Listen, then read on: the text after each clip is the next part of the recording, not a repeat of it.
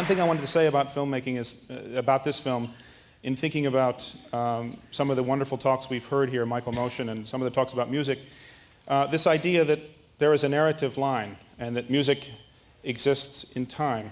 A film also exists in time. It's an experience that you should go through emotionally.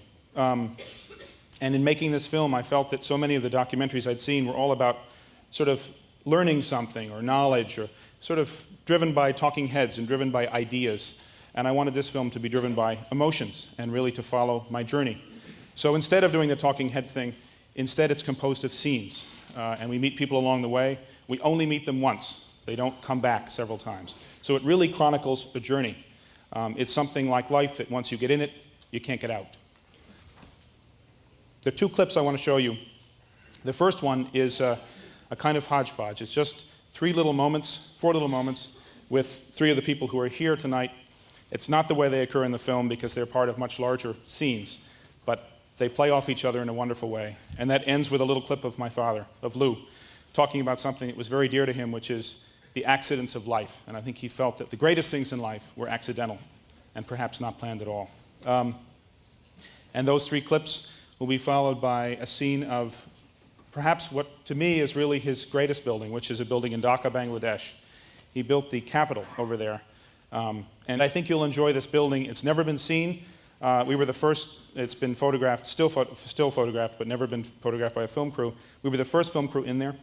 So you'll see images of this remarkable building. A couple things to keep in mind when you see it. It was built entirely by hand. I think they got a crane the last year. And it was built entirely by hand off bamboo scaffolding, people carrying these baskets of concrete on their heads, dumping them in the forms. It is the capital of the country, and it took 23 years to build, which is something they seem to be very proud of over there. It took as long as the Taj Mahal. Unfortunately, it took so long that Lou never saw it finished. He died in 1974. The building was finished in 1983. So it continued on for many years after he died. And so think about that when you see that building, that sometimes the things we strive for so hard in life we never get to see finished. And that really struck me about my father in the sense that he had such belief that somehow doing these things, giving in the way that he gave, that something good would come out of it. Even in the middle of a war, there was a war with Pakistan at one point, and the construction stopped totally, and he kept working because he felt, well, when the war's done, they'll need this building. So those are the two clips I'm going to show, and roll the tape.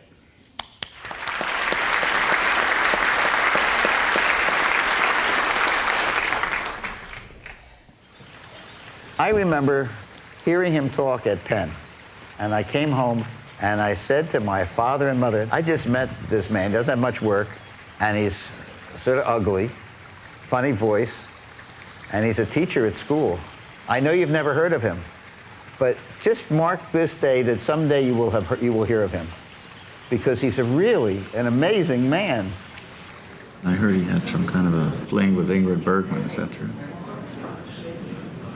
If he did, it was a very lucky man. Did you hear that, really? Yeah, because when he was in Rome.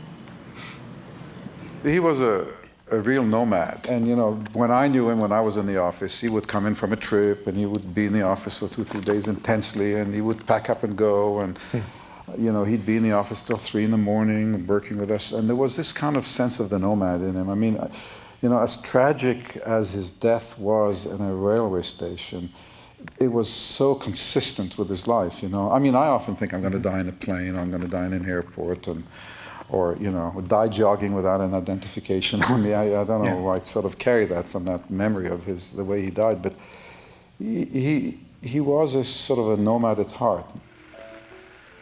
How accidental our existences are, really, and how full of influence by circumstance.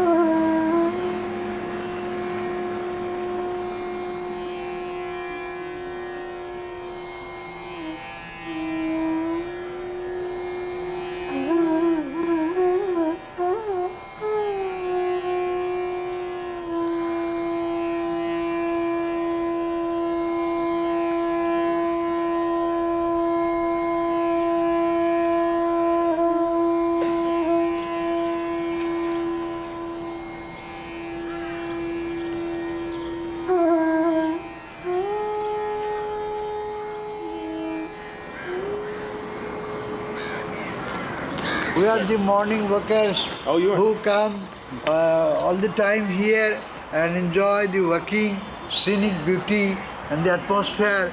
And this is the nicest place of Bangladesh. We are proud of it. You're proud of it? Yes. This is the national image of Bangladesh. Do you know anything about the architect?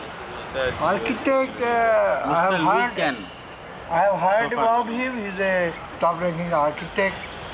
Well, actually, I'm here because I'm the architect's son. He was my father. Oh, that Louis Farrakhan. Yeah. Oh, you No, are not Louis Farrakhan, Louis Kahn. Louis Khan. It's different. Yes. Louis Farrakhan. Oh, I heard about him. Meet you. Your father, is he alive? No, he's been dead for 25 years. Very pleased to welcome you. Thank you.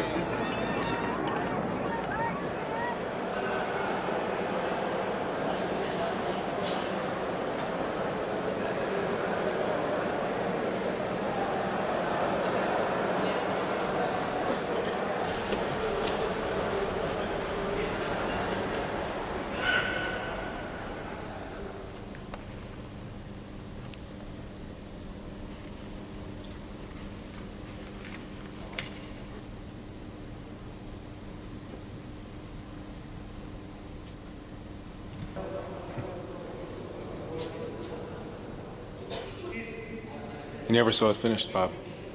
He didn't. No, you never saw this.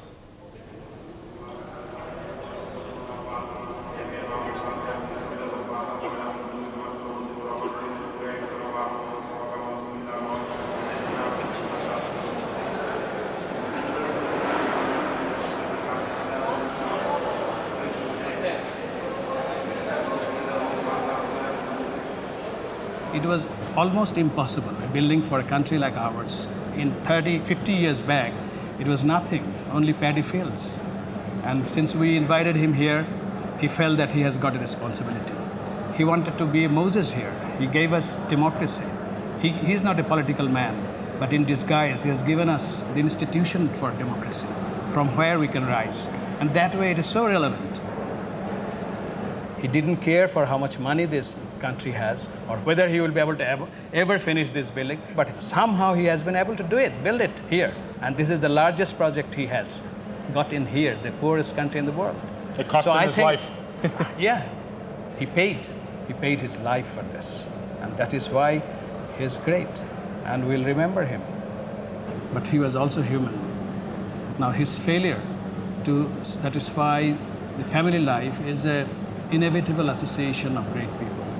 But I think his son will understand this and will have no sense of grudge or sense of being neglected, I think. He cared in a very different manner, but it takes a lot of time to understand that. In social aspect of his life, he was just like a child. He was not at all matured. He could not say no to anything. And that is why that he cannot say no to things. We got this building today. You see, only that way you can be able to understand him. There is no other shortcut, no other way to really understand him. But I think he has given us this building, and we feel all the time for him. That's why he has given love for us.